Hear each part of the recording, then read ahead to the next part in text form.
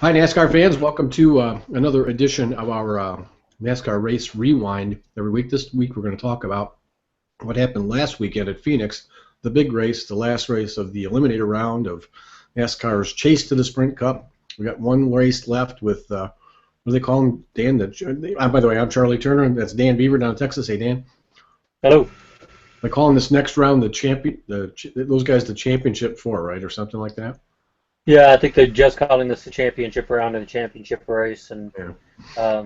yes, they're trying to avoid Final Four, but that's what everybody else is going to use. Yeah. Well, they can't. I think officially they can't use Final Four. That belongs They to trademark somebody that? else. I think that's Yeah, trademarked. I'm pretty sure. Anyway, that's it's kind of like the you're finale for it. not allowed to use the word Super Bowl if you're not the NFL. If you're advertising a contest or something, it's weird. Anyway, enough of Okay. that. Let's talk about this race that just happened at Phoenix. It was other than maybe the last I don't know 70 laps, 50 laps. It was a Kevin Harvick parade, kind of as you called it last week, as you expected. Harvick had the dominant car. Nobody could really stay in his draft as long as they were running green flag runs. And those last 50 laps or so, we started to have some cautions, and as often happens, cautions breed other cautions, and we started getting some restarts, and things got more interesting. Yeah, and NASCAR's no driver left behind policy came into had a big effect Yeah, because well, with Hamlin. that's the other thing that those restarts do, right? People don't think about that. You end up with 4 or 5 restarts at the end of a race. You get 4 or 5 guys off, on the, that are a lap down back on the lead lap. Makes a Yeah, difference. and those that were at the tail end of the lead, the tail end of the line, get to move to the front. So Right. Yeah. I would say it's the unintended consequence, but I don't think it's unintended. I think now it's exactly what NASCAR wants. Yeah. They want every driver that has a fan, and that includes all 43 drivers, to have a shot at winning late in the race. Yeah. It kind of, I don't know, it makes a little bit of a mockery of the rest of the race, and that's why we're getting these situations where you'll have snooze fests for 80% of the race, and then everybody saves, waits to the last 80, the last 20%, and goes for broke because there really is no reason to show what you have for the longest time. And I've never been a fan of shortening races, but in this case, I could almost see it. I mean, Yeah. why labor through 400 miles of racing if all they're going to do is race in the last 100 miles? Used to be you got this positioning thing happening, and you'd have someone like a Harvick putting a lot of drivers down, and the challenge was to either stay on the lead lap or stay close enough they actually could race and get the lap back. And if you didn't, well, you didn't. So I haven't been a fan of these wave around free pass rules since they first came in. But then again, the phone didn't ring before they made the decision asking me what I thought either. Yeah. Yeah. So, We didn't get much email traffic about that from NASCAR, do we? No, they don't ask uh, us. But anyway, we're here to talk about them the way they are. And again, I gave you the shout out about your call on Kevin Harvick, but you also called out the second place driver, the guy who was pretty much the second best car all day, Jeff Gordon, as well. You had those two pegged as the two to beat here, and that's the way it came to be. Second place turned out to not be enough for Jeff Gordon to transfer into the championship round, but he was that close. Well, maybe, I don't know. How far is it between here and the wall in turn at Phoenix? Cause, oh, you couldn't put a piece of paper between Newman and Larson. That's as close as it was. Yes. And yeah, actually, I called that too. I said that Gordon lost the championship with his mistake at Texas, and that he would just narrowly get knocked out. I really thought he was going to get knocked out by. I thought Keselowski would get in. I undervalued Newman, and that proved to be a mistake. That proved to be a mistake both for me and for Kyle Larson.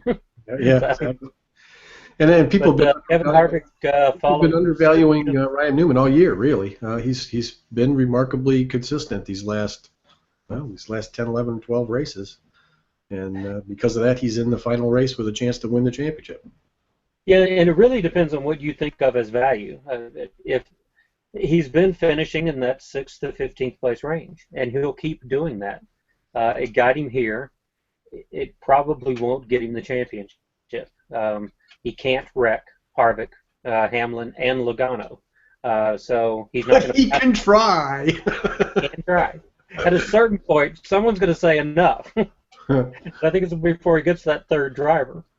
His only real hope, and again, we should be talking about last week's race, not next week's, but I think his only hope is that Harvick and Logano take each other out. Then all he's got to do is worry about Denny Hamlin. And I think he can get one guy. I think he can probably get one. Or he could do what he did at Martinsville a couple of years back when he knocked Clint Bowyer into Gordon Johnson and took out Earnhardt. So you can take out three in one wreck if you just get the right set of dominoes starting to fall. Yeah, NASCAR's version of billiards.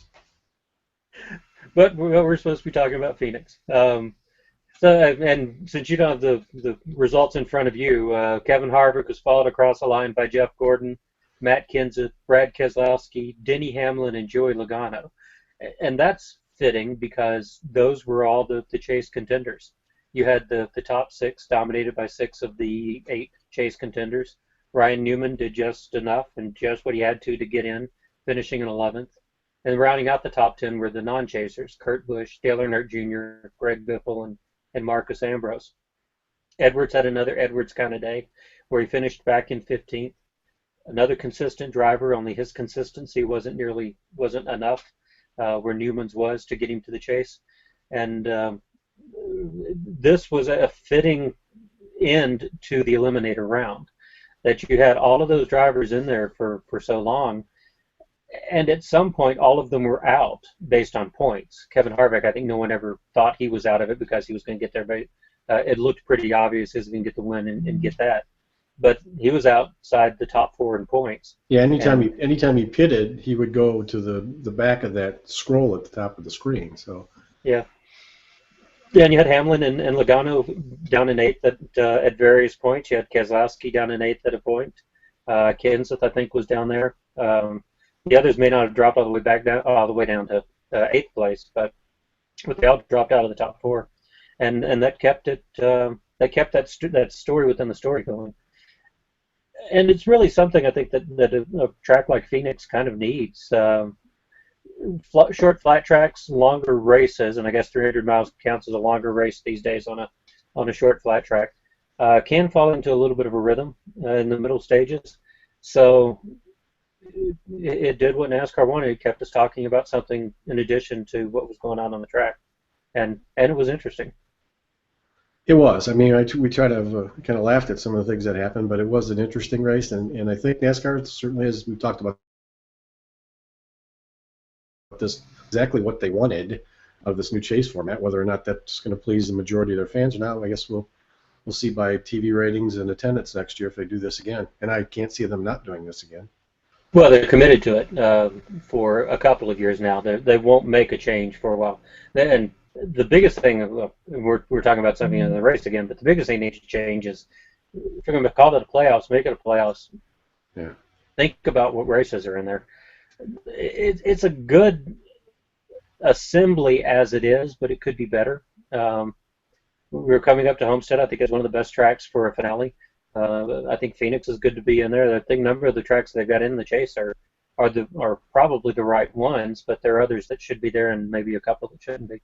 Yeah, I thought the tracks in the eliminator round, this last 3 races, that was a good mix, starting with Martinsville, going to Texas, finishing up at Phoenix. That's a pretty good mix. That's a half a mile, a mile and a half, and a 1 mile flat track. I mean, that gives them a fairly good mix of racing styles. But I agree with you. We need to change a couple things up if they're going to do it and make it, a representative 10 race series.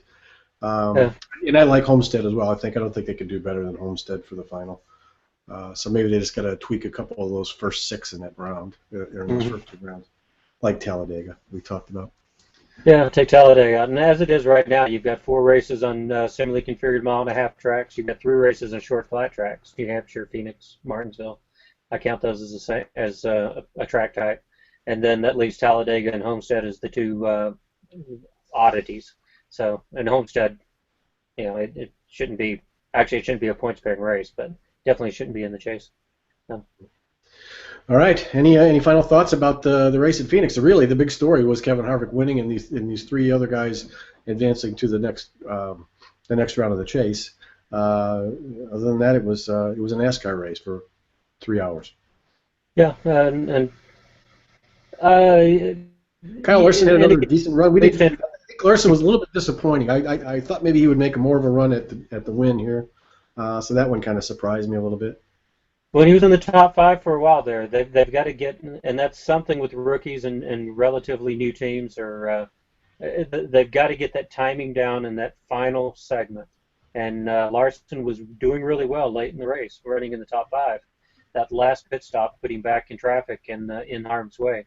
Still got a top 15 out of it, so can't say it was bad, especially by rookie standards. Right. So we're down to he's got one more chance to win. I didn't think that would be. I didn't think Phoenix was going to be a good chance for him to win anyway.